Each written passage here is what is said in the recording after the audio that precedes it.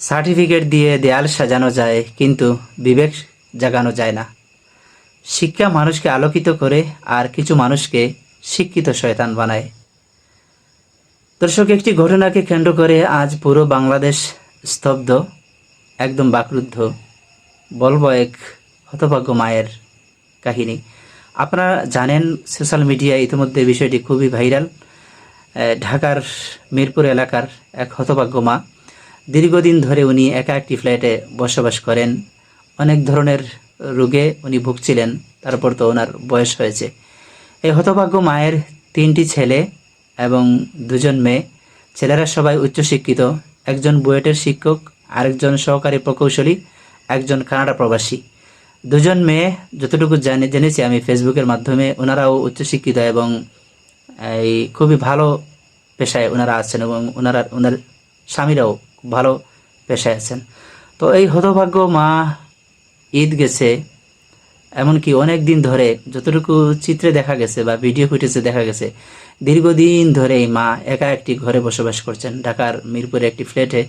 ওনার 3জন সন্তান, একজন বাইরে থাকে, একজন প্রকৌশলী, আরেকজন বুয়েটের টিচার। মেয়েরাও যার যার মতো সংসার নিয়ে ব্যস্ত, কিন্তু এই হতভাগ্য মা একদম একা থাকেন।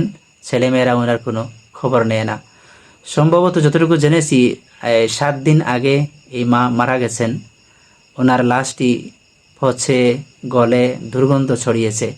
পাশের ফ্ল্যাটের মানুষ দুর্গন্ধ সহ্য করতে না পেরে পুলিশ ডেকে যেভাবেই হোক বিষয়টি জানাজানি হয়েছে।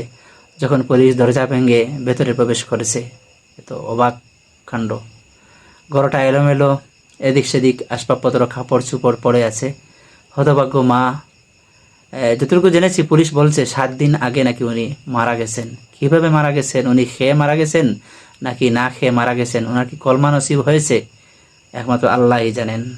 কিন্তু এই মা ওনার 5জন সন্তানকে কত বুক ভরা আশা নিয়ে সুশিক্ষিত করেছিলেন, এই চাকরি পর্যন্ত পৌঁছে দিয়েছিলেন। নিশ্চয় মায়ের অবদান যথেষ্ট। আর হতভাগ্য মায়ের এই করুণ পরিণতি, মৃত্যুর সময় ওনার একজন সন্তান ওনার কোনো খোঁজ খবর নেয়নি। এমনকি দীর্ঘদিন ধরে উনি শয্যাশায়ী, নানা ধরনের রোগে উনি ভুগছেন। মাকে একা ফেলে তারা নিজ নিজ সংসার নিয়ে তারা ব্যস্ত। এমনকি ঈদের দিন পর্যন্ত মায়ের কোনো খোঁজ খবর নেয় না এই নিমক হারাম সন্তানেরা। এতে আসলে এই দায়টা শুধু সন্তানের না, মা বাবার অনেকটা দায়ী। মা বাবা আসলে এই জন্ম দিলেই শুধু পিতামাতা হওয়া যায় না। জন্ম দিলে জন্মদাতা হওয়া যায়, কিন্তু আদর্শবান পিতামাতা হওয়া যায় না। সন্তানদেরকে যেমন সুশিক্ষা দেওয়াটা দরকার, তাদেরকে মৌলিক আদর্শ বা কিছু রীতিনীতি, তাদেরকে পারিবারিক শিক্ষা তাদেরকে দিতে হয়। মা বাবার মধ্যে অবশ্যই আদর্শ থাকতে হয়, অবশ্যই সামাজিক একটা শিক্ষা, ধর্মীয় শিক্ষা থাকতে হয়, মানে নৈতিক শিক্ষাটা মা বাবার মধ্যে থাকতে হয়। আমি মাকে দায়ী করছি না, মা তো মাই, মায়ের কোনো বিকল্প নাই। এই নিমক হারাম আওলাদ এমন যেন আর কারো না হয়, এমন নিমক হারাম সন্তান পৃথিবীতে যেন আর কারো না হয়। ওরা তো নিশ্চয় বাবা মা হয়েছে। কি বলবো, আসলে বাকরুদ্ধ এই ঘটনাটি দেখে। একটি বার্তা দেব এই ভাই বোনদের উদ্দেশ্যে। আর দুনিয়া উদারুল মাখাতির, দুনিয়া হচ্ছে আখেরাতের বদলানোর জায়গা। আপনি পৃথিবীতে যা করবেন তা আখেরাতে পাবেন।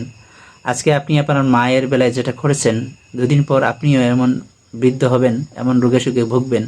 নিশ্চয়ই আপনার সন্তানেরা আপনাকেও এভাবে একা ফেলে ওরা নিজেদের স্ত্রী সন্তান নিয়ে আরামে এসে থাকবে, আপনার খবর নেবে না। আল্লাহ এমন নিমক হারাম সন্তান যেন আর কাউকে না দেয়। এবং এই ঘটনাটিকে কেন্দ্র করে আসলে বিভিন্ন মহল থেকে এই তীব্র নিন্দা প্রতিবাদ জানানো হচ্ছে।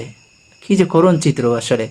আমি ছবিটা ইনবক্সে দিয়ে দেবো, বা আমি কি দেবো আসলে, আপনারা তো সবাই দেখেছেন বিভিন্ন মিডিয়ায় ইতিমধ্যে বিষয়টা ভাইরাল হয়েছে। পুরো বাংলাদেশ আজ স্তব্ধ।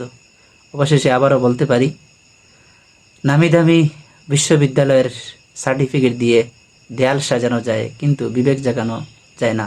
বিষয়টি সবার না, এই সন্তান নামের কুলাঙ্গার সন্তান, নিমক হারাম সন্তান যারা আছে, তাদের দ্বারাই এমন অমানবিক কাজ সম্ভব।